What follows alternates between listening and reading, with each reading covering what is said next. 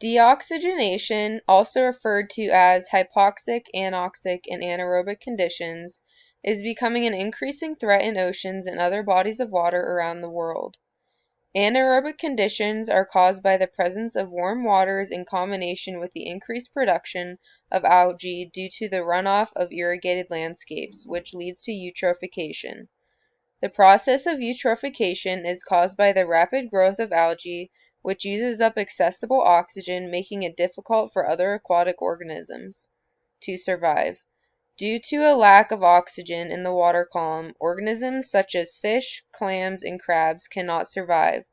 We see an exceptional example of this process occurring in the Chesapeake Bay. This region is vulnerable because it is closer to the northern latitudes, which are expected to receive the greatest warming during climate change, as well as extreme weather and rising water levels. In addition to climate change, the Chesapeake Bay is surrounded by agricultural land, such as chicken and cow factory farms and croplands. The runoff from these fields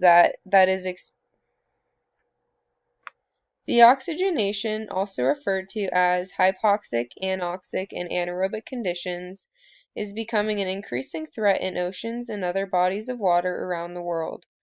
Anaerobic conditions are caused by the presence of warm waters in combination with increased production in algae due to the runoff of irrigated landscapes, which leads to eutrophication.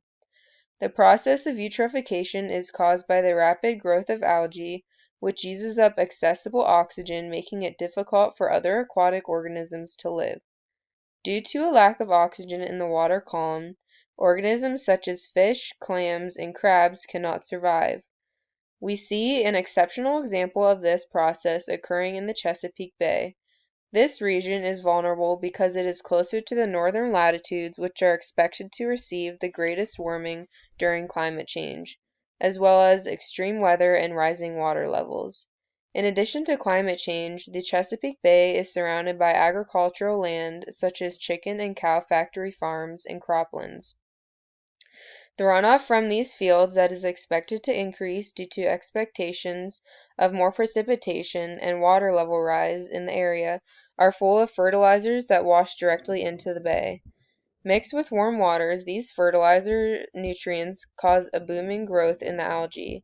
As described, the forecasts in terms of environmental change are expected to keep warming and precipitation to increase, helping to feed the growth of algae, increasing anoxic conditions in the Chesapeake Bay.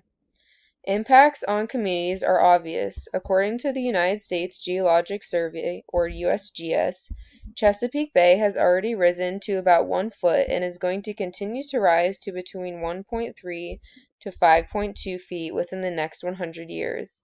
Also, 4.5 to 10 degrees of warming are expected by the year 2080. Residents who live near the bay are most likely going to have to relocate due to rising waters, and fishermen who make their living from commercial fishing will experience shortages in fish, clams, and crabs in the coming years. Possible solutions may include watershed implementation plans to reduce the pollution from fertilizers and manure that would reach the bay, best management practices, or BMP, which guarantee water is being treated and tested for safe levels of phosphates and nitrates, which cause eutrophication, as well as utilizing GIS to confirm safe areas of land from future flooding to build new homes and developments on.